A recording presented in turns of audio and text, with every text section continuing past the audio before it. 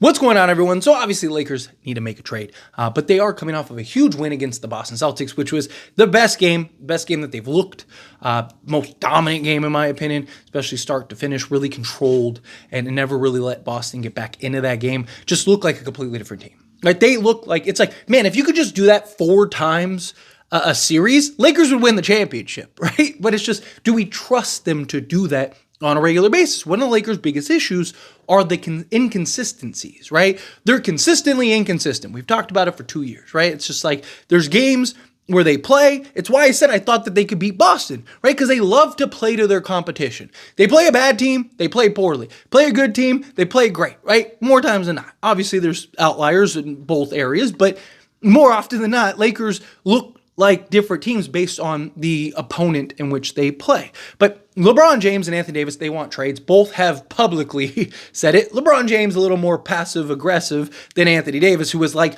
we need to go trade for a center, essentially, right? Did the whole Shams report and stuff like that. But something that was relayed was that both LeBron and Anthony Davis believe that they're only a piece or two away from contending and potentially winning an NBA championship. So what I wanted to talk about, of course I want to hear your thoughts and opinions as always, so let me know down in the comments, is are the Lakers really a piece or two away? I think yes, depending on the pieces, right? Like, one, it always is going to come down, and it always has came down, to the effort in which the team exudes, right? Like if they come out and they play like you saw against Boston, even right now, I think that they can compete with anybody. I've said from the beginning, I think the Lakers at least bare minimum have a puncher's chance, right? No one would be shocked. We'd all be a little surprised that the Lakers won a championship, but I don't think anyone would be just like floored because the Lakers won. They have LeBron James and Anthony Davis, right? Get to the playoffs, guys step up. Reeves can kind of reignite what he was 2 seasons ago in the playoffs, because remember last year he was 28% from 3-point range. I know outside of that he was good, but if he could get back to, he was his best the previous year, right? And you get those right matchups. Dorian Finney-Smith, if he can be that defensive piece. Jared Vanderbilt, if he can be healthy and be the peak level Vando we know and love, right? Lakers, I believe, have a shot as currently constructed. There aren't any like super teams, right? There's no team that's out there that's just a juggernaut. There's no KD with the Warriors. I think the Lakers can beat every team in the league, but I also think every team could beat the Lakers, right? Like that's the difference. There's not a team that I look at and go, oh man, I'm really comfortable with the Lakers beating them, right? I think that there's matchups. I think that there's better matchups, better quality matchups, but there is not a team that I think Lakers shouldn't be able to beat, but I also think that there's not a team that the Lakers should be able to beat. Right? And that's my issue. That's my concern. So I don't know which Lakers team we're going to get on a nightly basis come playoffs. Now, you could argue, Gabe Vincent elevates his ceiling more. He's a guy that's a proven playoff guy. Austin Reeves has been good in the playoffs. Dorian Finney-Smith, he's a guy that I think could have that impact. Jared Vanderbilt, right? LeBron James and Anthony Davis are probably going to look more close to Celtics, LeBron James and Anthony Davis than they have in some of these other matchups just because it's the playoffs. It's like, hey, got to buckle down, got to play the best version. There is a version where this Lakers team, an alternate universe, alternate reality, right? Doctor Strange viewed, and he's like, there's only one, right? But there is that universe where the Lakers do kind of put this together as currently constructed and win a championship. I just don't trust that. I believe that the Lakers need a trade. That's why I've maintained it. I think if the Lakers really want to be a contender, they need to pull off that trade. Can they get the pieces, though, to put them in contention? That I don't know, right? A lot of factors go into it, and I've maintained, and you've heard me say a lot, don't underestimate the value of a quality piece or two, right? Because what a piece does, if you can get that right piece, I believe the Lakers have really like 3 paths to getting to where they need to be a contender, and we'll touch on those paths here in a moment. But again, like you get the right piece that fits. That's a guy that is going to start and be in the rotation that isn't there otherwise, giving you production that isn't there otherwise, and also it drops the pecking order, right? So a guy like Zach LaVine, for example, who I really want, right? What Zach LaVine does is he puts everyone down a notch, right? On most nights, he's probably your second or third best player. On some nights, he could be your best player, right? There's levels to this, scales to this, right? And then what that does, it takes Austin Reeves from your third best player to your fourth best player.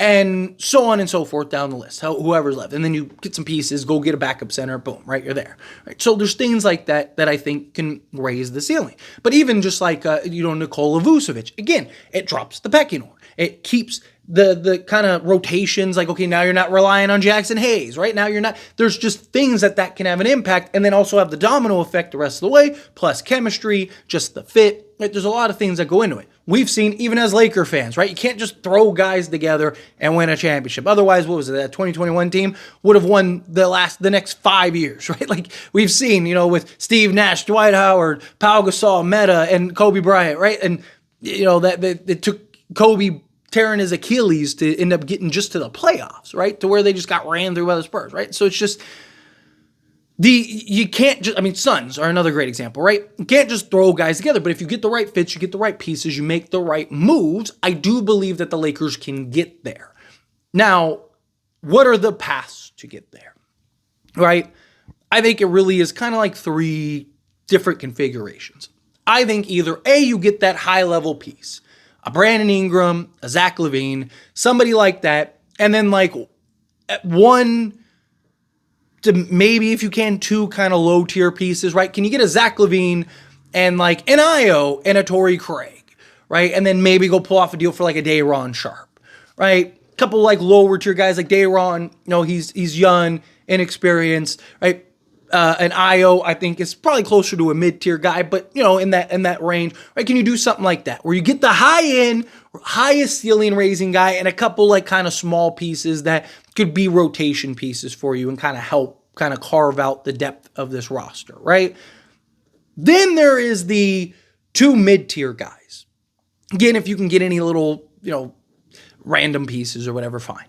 But really just kind of 2 mid-tier guys. So a Nikola Vucevic plus a Bruce Brown, right? Now you got these 2 like higher end guys that fill positions of needs, and can also be relied on a nightly basis, can be relied on and can provide a level of consistency. Bruce Brown through the defense and just his tenacity and doing the hustle plays and the dirty work gives you that point of attack athletic guard, can slot in essentially 1 through 3, right? And then a Nikola Vucevic, a guy get you double-double every night. He's pretty much a lock, bare minimum, on to get you 12 rebounds. Right? Maybe alongside Anthony Davis might change things a little bit, but you're probably in good shape in that regard. Right? Get that high-tier type center, appease Anthony Davis in the starting role, and then get that point of attack athletic guard. Boom, now you got that. Or the third option, and again, you can insert, it could be Bruce Brown and Jakob Poeltl or, whatever, right? Like, point is, like, 2 kind of mid-tier guys that can collectively move the needle, right? Or you need to get a bunch of little pieces, but, like, ideally, like, 1 mid-tier guy. So, like, can you get a Nikola Vucevic and then go get, like an Io in the deal and then go get a, like, Josh Green and a Cody Martin?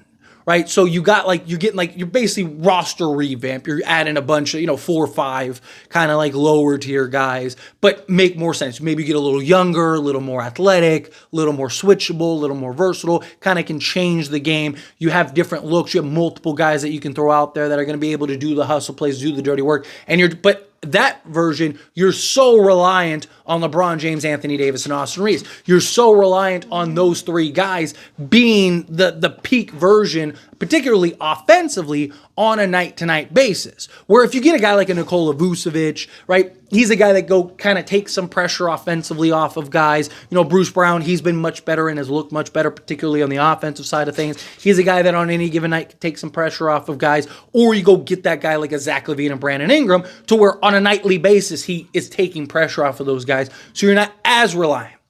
Right, you have a guy like a Zach LaVine and a Brandon Ingram, right? When Austin Reeves is having a bad night, you still can win. Or if LeBron is having an off night, you can still win. If AD is having an off night, you can still win. And then the games where Austin Reeves is great, right, you're going to win all those games. Right? Because a guy like a Brandon Ingram or Zach LaVine can kind of plug in and play that role and fill that need that you have. So I do think that those are kind of like the 3 tiers to get the Lakers to contention. But again, there's still a lot of factors. Again, 1, the chemistry, how do they fit together? How do they work together? You could get Nikola Vucevic, right? And he could be great.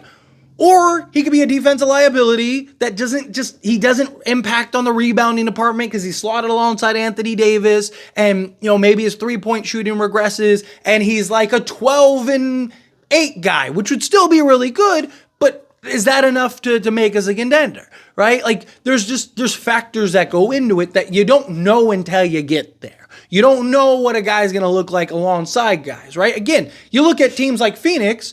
On paper, they should give them the championship. Bradley Beal, Kevin Durant, and Devin Booker, you should be winning the championship, right? But we see the end result. We see the holes that they have and the issues that they have and all the problems, right? Like that's something that can kind of play a role. So chemistry is a factor, right? Fit is a factor. How does it impact other guys? Any of these guys that come in, you got to keep in mind, LeBron James and Anthony Davis are going to be the guy.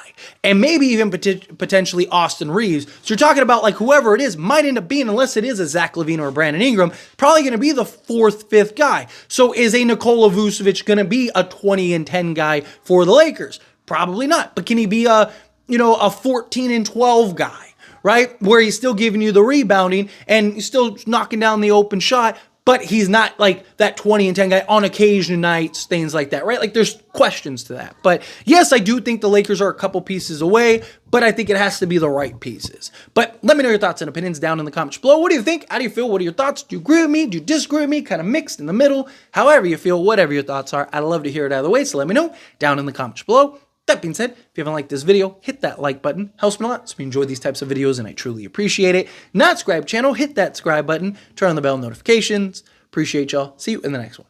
Thank you.